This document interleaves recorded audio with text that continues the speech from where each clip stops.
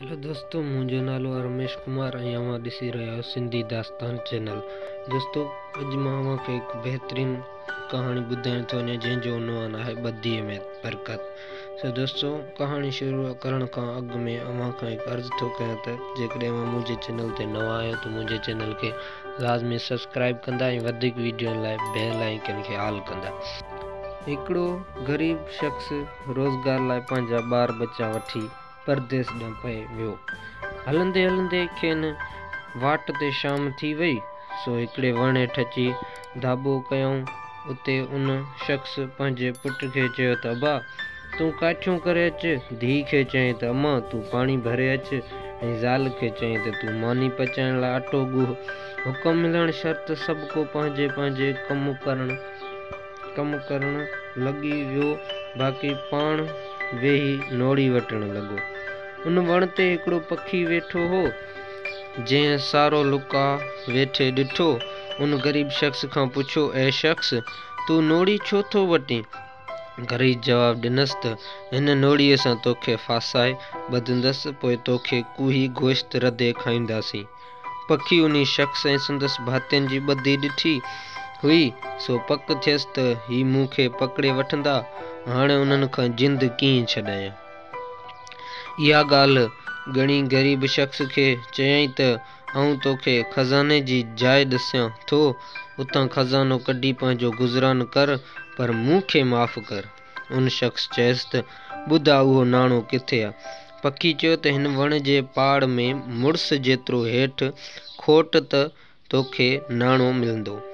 ग़रीब शख़्स पखीअ जे ॾस ते अमल कयो ऐं खज़ानो कढी पंहिंजे ॿारनि बचनि समेत वापसि घर आयो ऐं ख़ुशि गुज़ारण लॻो।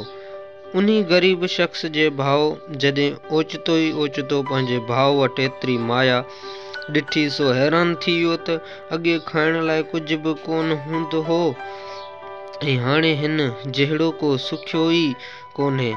पोइ पंहिंजे भाउ खां पुछईं, अदा कर ख़बर, तोखे उहो अज़गैबी खज़ानो किथां हथ लॻो? तंहिं ते उन शख़्स पखी वारो समूरो किसो ॿुधायो। हिन खे बि चीनाणे हथ करण जी शौक़ थियो, सो पंहिंजा ॿार बचा वठी अची उन वण हेठां वेठो ऐं पंहिंजे भातियुनि खे सॼे धार कमु ॾसियईं। पर उन्हनि चयो त असीं पंधु कोन करे सघंदासीं, असांखे उहो कमु कोन पुॼंदो।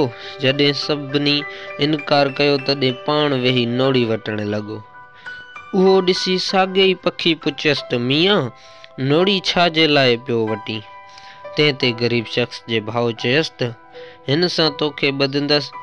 पखी चयसि त पहिरीं तूं पंहिंजो घर त ॿध, तोखां घर ई ॿधियो कोन थिए, सो मूंखे कीअं ॿधी सघंदे? ईअं चई पखी उॾामी हलियो वियो ऐं ही जहिड़ो वियो तहिड़ो हथे ख़ाली मोटी आयो।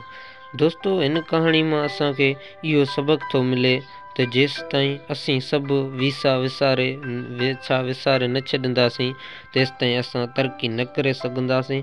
तरक़ी हासिलु करण लाइ हमेशह अक़ुल जी ज़रूरत हूंदी आहे, पर उहो अमल सही तॾहिं थींदो जॾहिं क़ौम में मुकमिल इतिहाद ऐं एको हूंदो।